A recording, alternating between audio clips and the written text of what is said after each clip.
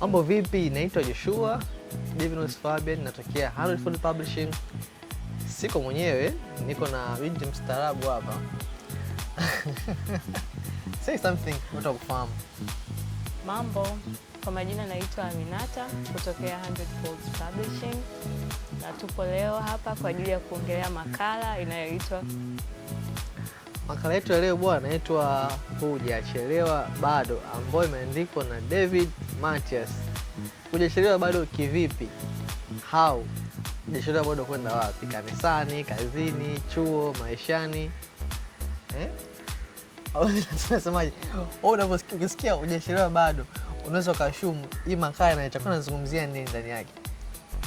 Wewe kama kijana, nikurudishie swali hili. Unahisi hujachelewa bado kitu gani? Winata napenda kunirudishia mipira, yani kunichokoza tu ili mradi. Okay, anyway, hujachelewa bado ni makala ambayo imelenga vijana, watu wazima na wazee. Nilisema vijana kuanzia miaka 18, japokuwa sasa hivi hata chini ya miaka 18 pia wanahusika, kwa sababu teknolojia imekuwa kubwa. Vijana wengi wanatumia mitandao ya kijamii, watoto. Kwa hivyo na wao pia inawahusu.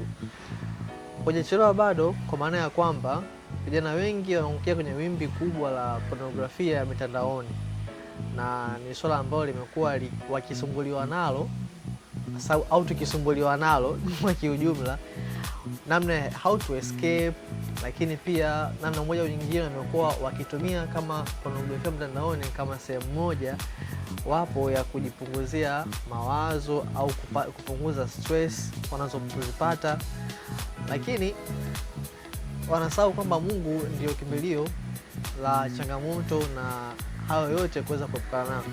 Labda Aminata, wewe unaonaje, yani changamoto kubwa ambayo vijana wanapitia ya pornografia mtandaoni? Makala hiyo ambayo inahusu uraibu wa pornografia na watu ambao wanaangukia kwenye dhambi ya kujichua, mwandishi amesisitiza sana ni nini cha kufanya sasa ikiwa tayari umejikuta tayari upo kwenye wimbi hilo. Ni Kristo, okay, ambaye ameshinda, na kupitia yeye sisi ndani yake tunashinda. Okay. Ndio. Yeah, bila shaka Aminata ameelezea straightforward kwamba kupitia Kristo yeye ameshinda, sisi pia tutashinda. Ukiangalia pia katika Zaburi 95 mstari wa 7 mpaka wa 8 umeelezea vyema kabisa. So kama na Biblia yako unaweza kusoma mstari kwa kina ukaweza kuelewa zaidi, au Mungu anataka tufanye, kwa sababu watu wengi wamekuwa na maswali kwamba je, Mungu anaweza kanisamehe dhambi ambayo naifanya kila siku, ujirudia nikawa tubu kila siku?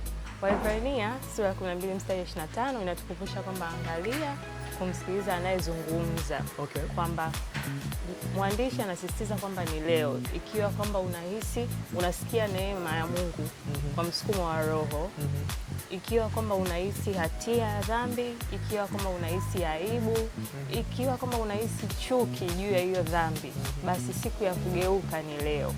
Mgeukie Yesu, mgeukie Mwokozi, na kwake ndani yake utapata huruma na neema.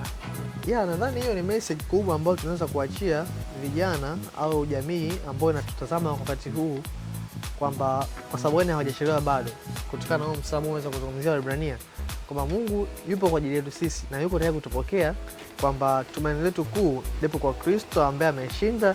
Sisi pia vile vile tuna uwezo wa kushinda hayo yote ambayo tunapitia, hususan vijana ambao tunajua social media au mitandao ya kijamii au niseme pornografia mtandaoni imekuwa ni changamoto kubwa au wimbi kubwa ambalo linatesa sana vijana wengi.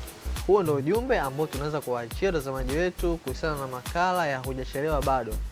Usisite kuingia kwenye website yetu ya 100foldpublishing.com. Kuna makala zaidi ya 20 tofauti, unaweza kuzicheki na kupitia na kusoma na kuelewa zaidi. Tukutakia wakati mwema mpaka hapa wakati mwingine. Ulikuwa nami Joshua Divinus Fabian, vile vile ulikuwa na Aminata. Tunasema bye bye. Bye bye.